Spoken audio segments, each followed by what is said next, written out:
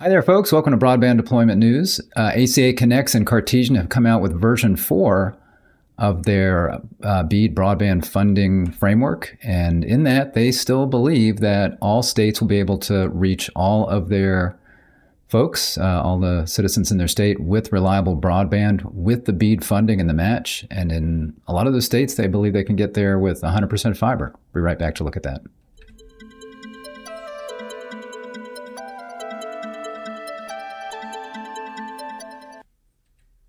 Thanks for joining me. Rick Husey here with Broadband Deployment News. So I want to take a look at this latest report. I've looked at this in the past, and this is from ACA Connects. That was the American Cable Association, but now they just call it ACA Connects because they have broadband operators now. They've got some phone companies, cable companies.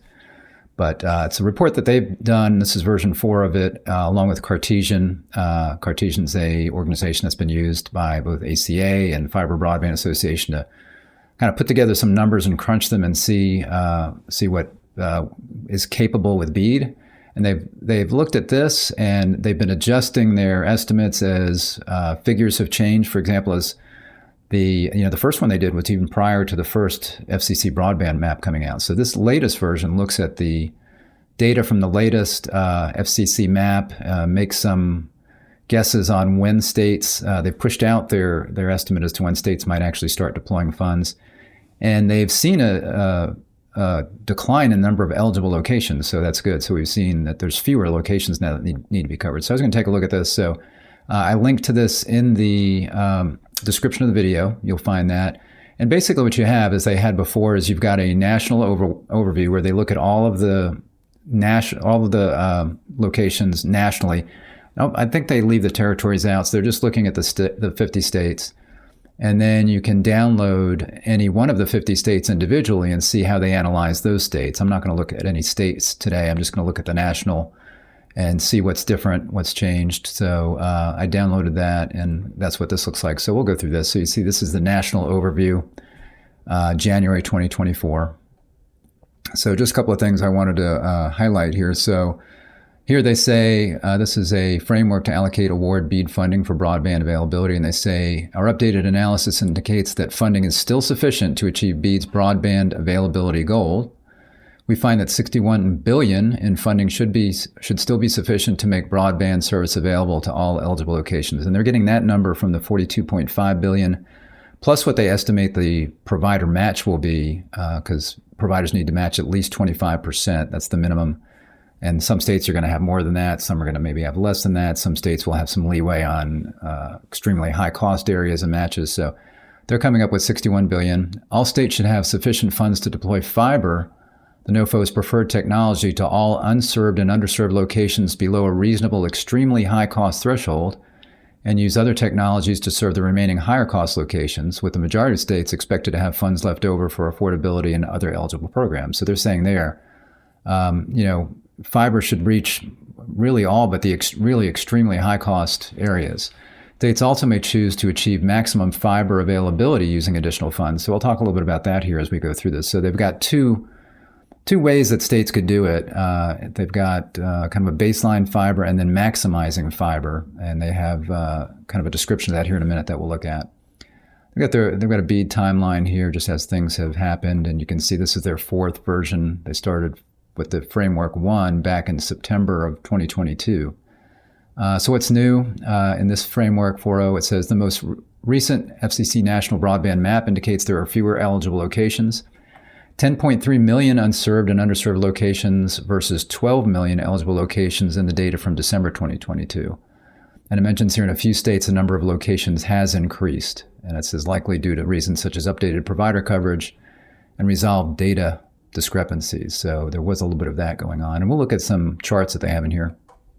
The locations in the latest map are on average more costly to serve. And you would expect that as locations come off the map. That's because some funding has been put towards those locations. And quite often the ones that are the most costly are the last ones that you do. Because if you apply all of your funds to the really costly ones at first, then you've got a lot more locations that you got to reach. So it says here an unserved location is 13.3 thousand. This is the cost, basically. The unserved location, 13.3 thousand. and underserved location 11.9 thousand, and that's increases of roughly $175 and $1,100 respectively on where that was before. Because it is clear that no states or territories will select projects by January 2024, we've pushed out or back our assumed project award date to June 2024, and even that's optimistic, they're saying, with most states submitting initial proposals in the fourth quarter of 2023 and the NTIA only fully approving Louisiana's initial proposal in 2024, we've shifted estimates and analysis from January 2024 to June 2024 to reflect when states and territories will begin selecting deployment projects. And yeah, I'm not surprised that I think the January 2024 was pretty optimistic when they were saying that. Let's see what this is. This is BEAD. This is the methodology if you want to check that out. The national level approach, you'll notice here, this is where they describe the two different scenarios that states could use. And it could be something in between here, but basically they've got baseline fiber, and that would be satisfying the notice of funding opportunities fiber preference. Fiber is deployed to unserved locations up to a reasonable estimate of the extremely high cost threshold, and then remaining eligible locations are covered using other technologies. So in other words, anything under the extremely high threshold, you're going to do with fiber if it's unserved. And then everything else, after that, whether it's unserved or underserved, you would do with another technology, which would most likely be fixed wireless. Then they've got a maximum fiber scenario where there it says maximum fiber availability to all eligible locations. So that means whether it's unserved or underserved, with support above the threshold, remaining eligible locations are covered using other technologies. So they're trying to say, why don't you look at maximizing fiber everywhere? Don't go simply based on whether it's unserved or underserved and then the threshold. Try to maximize fiber to all locations that you can, and then reach anything that's left. Make sure you have enough money with other technologies to reach everything that's left. And you may have less and may have nothing really left over for other uses. See, again, more on their methodology here.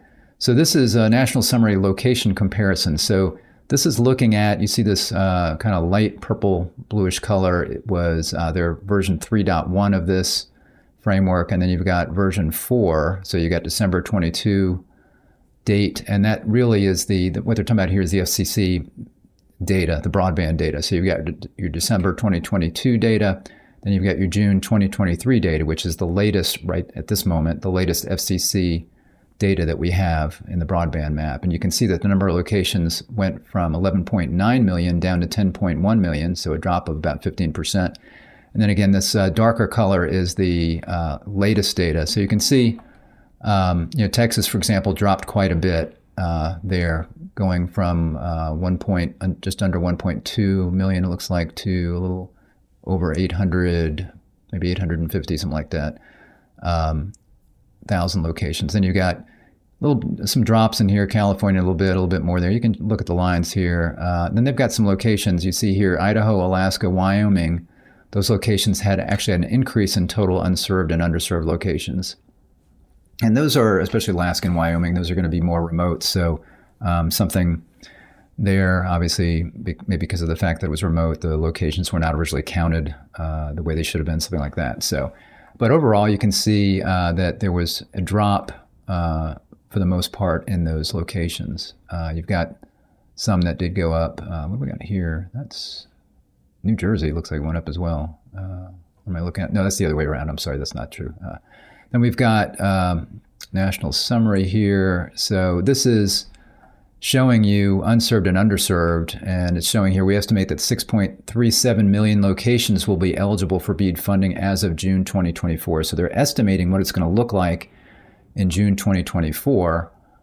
Here is where they're coming from that. So you've got your current numbers, 7.1 million unserved and 3 million underserved.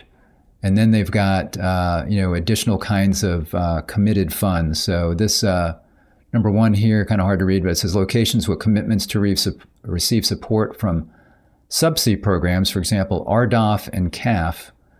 And I would imagine maybe USDA Reconnect. There's other funding out there that's being applied. And of course, there's ARPA, but this does not include ARPA. You see here, does not include allocations or commitments not reflected in the FCC funding map, at least right now. And they mention ARPA. And there have been a lot of funds through ARPA that have been released and committed through the local fiscal recovery fund, as well as certainly lately the capital projects fund. So that's not reflected in this. So they're saying you've got your subsidy program locations, so you can take 2.4 million off of that from incremental builds. They got a 13% annual build for 12 months. They got 0.6 million there, and then that gives them the 4.1 million for your unserved. They don't look at the incremental build on the underserved. It mentions why. It's given the uncertainty around the magnitude of locations moving from unserved to underserved. So you've got kind of that 100 by 20, break, and then you've got your 25 by 3. So those locations a little bit uncertain, so they don't even bother trying to estimate that on the underserved. But they still have, 0.8 million here coming off. So you got 4.1 million and 2.2 million. So that gives you about your 6.37 million locations that they're saying will be eligible for BEAD funding as of June 2024. And then you're looking at that here. Again, this decline from, this is the actual decline, not just the estimated. So this is from June 2022 to June 2023, the actual decline from 11.9 million down to 10.1 million, again, about 15.3%. You get your underserved and your unserved. And it mentions here the locations trends. It says overall, the number of unserved and underserved locations in the U.S. has declined by 15.3% from June 2022 to 2023. Underserved locations declined at a slightly faster rate than unserved locations, 16% versus 15.1%. And that's, again, those underserved locations maybe being a little less expensive to cover. So they already had something above 25 by 3. So they were somewhere between 25 by 3 and 100 by 20, and maybe being a little less expensive. Those were looked at more, they had a little bit more focus on them. In version 4.0, we continue to apply the 13% annual incremental build assumption used in prior versions to estimate the number of eligible locations in June 2024. And that's what we were looking at here with this incremental build. And again, that's just covering the unserved. They're not factoring that in on the underserved. National summary, unserved and underserved locations in June 2024. So here's where they're doing their estimate. So you can see we've got June 2024 estimate and the number of locations. So this is where we've got our 6.37 million roughly. And again, the June 2023 actual figure was 10.1 million. So again, you can see a big drop here. So you're looking at Texas. Again, we were looking at Texas being much higher before, but now you can see drop down with the estimate for June 2024. And then you've got the light blue is underserved and the dark blue is unserved. So you can see there's a good number that are underserved in Texas and a lot of these states actually. And then you've got some other states where here you got New York and most everybody is unserved. There's not that many that are underserved. Same in some of these other states. You got, like I said, New York, you got Alaska, surprising. And then you've got, actually that's not surprising, I'm sorry, a lot of underserved or unserved in Alaska. So, but for the most part, you can see it varies, but for the most part, you've got pretty good mix there of unserved and underserved. National summary, BEAD funding allocation. So again, here's where they're looking at the provider match. So they have a total estimated funds for BEAD deployment of $61 billion, as I mentioned. So you can look at the details on this, on the BEAD funding and the provider match. Then we've got national summary, BEAD allocation by state. So this is what the states are supposed to get. And then what they've got is here, state territory total funding average of $743 million. So you can see who's above and below the average. Again, you got Texas and, far and away the most money. One of the biggest states we have, of course, and lots of remote locations. But then you got California, another big state. And then from there, it's pretty interesting. Pretty normal slope. This is the big one right here.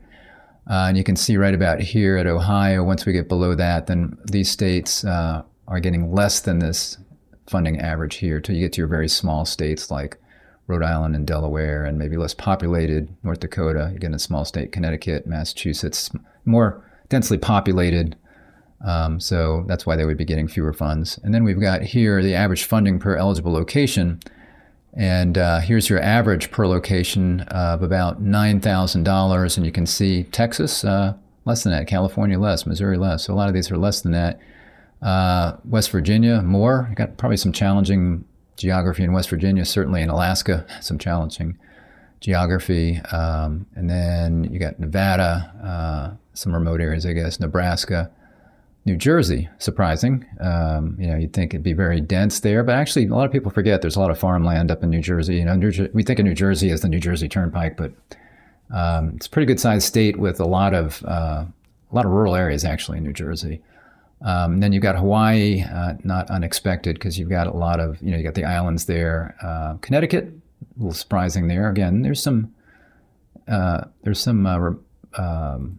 rural areas certainly in Connecticut, but relatively small state. North Dakota, not very populated and rural. Then you got Rhode Island, small, tiny little state, but they've got you can see they're well above like over $40,000. So what I think you're getting to in here in some of these states is that the locations you have left are maybe those ones that in these states are rural and very expensive to serve. So there's just not, it just kind of skews that they're very expensive. They don't get much money, as you can see here, Rhode Island, Connecticut, but these few locations that they have are skewed toward being very expensive because there's not that many of them, and it could be that they're just really remote, and because of that, it's just going to be, for the number of homes that you've got that are unserved and underserved, they're going to be very expensive. They're just we're left behind.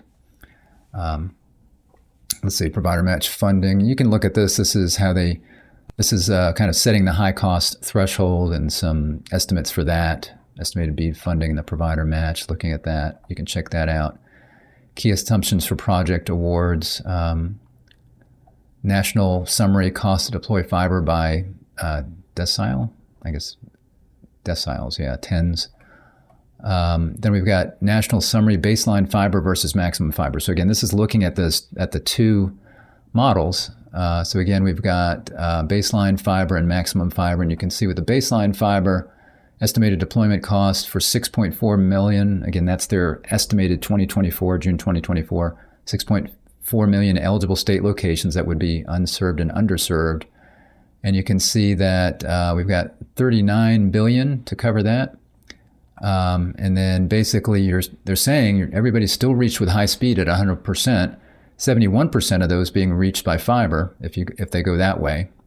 And then on this maximum fiber, 56 billion it would cost. You got your 30 billion here, then you got 228. I'm sorry, it's 22 billion and then 48 billion. So they're adding this in there, and you're coming with 86% locations reached with fiber, and again, 100%. So they're saying that 86% of the locations throughout the country, if all the states did this, they should be able to reach 86% of those locations with fiber and still reach 100% of their locations with other technology, generally, again, going to be fixed wireless, right? So let's look at some of these notes here, key takeaways. So high-speed broadband can be deployed to 6.4 million state-eligible locations for 39 billion. That's what they're talking about here. Fiber is built to 4.5 million locations below the extremely high cost threshold.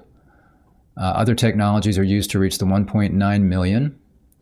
All eligible state locations served using 67% of the estimated capital available, which will provide with provider matches. States can use any remaining funds they have for other eligible programs. So that's the idea on this baseline fiber, is I'll have more money left over for things like affordability and whatnot. But if they want to maximize fiber, and that would be my recommendation, certainly would be to try to get as much fiber in the ground as you can, so we don't have to go back to the well later to get some of these other or fewer. In some of these states, again, they can get almost all of them with fiber. And I need to go back and look at that again. I kind of glossed over that. But here you see, by allocating more BEAD funds to fiber, states add an extra 1 million fiber locations. So again, fiber built to 5.4 million locations in that case. Other technology used to reach about 1 million, I guess it's saying there. All eligible state locations served using 95% of the estimated capital available with provider matches. So you can see instead of 7%, you're at about 95%. So you certainly have fewer funds for any remaining programs. Incremental coverage reduces funding available for other programs. So again, you don't have as much left over. But in my opinion, this is the way that states should go. And actually, this is what I thought I'd skip this. So this is the expected fiber coverage. So you can see here that these states that are showing, if you go, let's see, percent fiber coverage in baseline and additional fiber coverage in max. So the dark blue is the baseline, and the light blue, adding the light blue, is if you did the maximum fiber coverage. And you can see that all of these states are able to get 100% of their customers covered with fiber. So it goes to right there. And then you've got these states, so that's 21 states expected to reach 100% fiber coverage. Then you got 24 states expected to reach 50% or better, 50% I should say to 99%. And you can see some states like right here, Hawaii, they really, they don't, if they go with the just the baseline fiber, they're way down here. But if they try to maximize, you can see they get quite a bit more. So obviously they're going to want to look at that method. And you can see it's kind of up and down here, but you certainly see that Hawaii and North Dakota, again, kind of remote, interesting kind of locations. Alaska, they're certainly better off trying to maximize fiber as much as they can. And again, the ACA and Cartesian are saying that all of these states are going to have 100% broadband coverage with some kind of reliable broadband service. So they're not considering satellite or anything like that. They're thinking about fixed wireless, and I believe it would have to fall within the NOFO's definition of reliable broadband, which would be fixed wireless, licensed spectrum, or a mix of licensed and unlicensed, or CBRS, which would be licensed by rule. But again, everybody should get 100%. It's just here's how far they can get with fiber. And you can see the difference if they go with the maximum fiber deployment versus going with just the baseline fiber. Again, baseline fiber is looking at just unserved locations first with fiber up to the threshold of extremely high cost, and then looking at the underserved and the rest of the unserved, whereas the maximum fiber doesn't look at unserved and underserved first. It says, let's just try to get fiber to as many people as we can, and then we'll cover everybody else with another technology. That seems to be the way to go. So then we've got the maximum fiber scenario comparison. This was just comparing with the data from December 2022, the FCC map, and then the data from June 2023, the FCC map and data that we currently have. And you can see there were a lot, we had a lot of the states that they were looking at as being able to maximize fiber and still get 100% coverage. In some cases, it dropped down. You can see here, or went up, excuse me. So you can see here actually, what do we got? So the darker is the latest data. So we've got some states we're looking at here. If there was no change, it's blue. If it's green, they increase the estimated coverage. And if it's red, they decrease in the estimated coverage. So you can see here, these were actually increases in estimated coverage. You're getting these states up to 100% with fiber, doing the maximum. And then we get here to New Hampshire, where it went down a little bit. Hawaii, Pennsylvania, Hawaii went down, or Arizona, Maryland. Some of these states went up. New York, Texas, Oklahoma, Maryland, or Maine, Ohio, Illinois, etc. Again, we've got these reds that went down. And then you've got a couple of significant changes, Maryland, significant change, and it went down. Oregon, significant change. Alaska, significant change. And Wyoming, change, but not quite as significant as Alaska. And there you go. So there's the ACA Connects and Cartesian contacts that did this. So again, I'll link to this document, or at least where you can get it, so you can get the national document. Then you can download any of these states that you want to, and you can see specifically what they're looking at for those states as far as how many locations they estimate they have and what it's going to take for them to cover their folks in that state with fiber and other technologies using, again, both of those methodologies, the baseline and then the maximum fiber methodologies. So it's very interesting. I think this has been, it's been good as they've gone through this, and they've tried to update the numbers as they've gotten more data from the FCC and as they've looked at the lay of the land as far as when the states will probably start funding these things. Again, they're looking at maybe the middle of this year now, as some of the first states starting to allocate funding. So it's going to be middle to late this year as states really start getting this money to work. So found that interesting as well. Thanks for joining me today. If this was interesting, if you would give me a thumbs up on the video, I'd appreciate it. If you haven't subscribed to our channel, click the subscribe button and ring the bell, and you'll be notified when I'm live. Appreciate you joining me today. I'll see you next time for Broadband Deployment News. Take care. Bye-bye.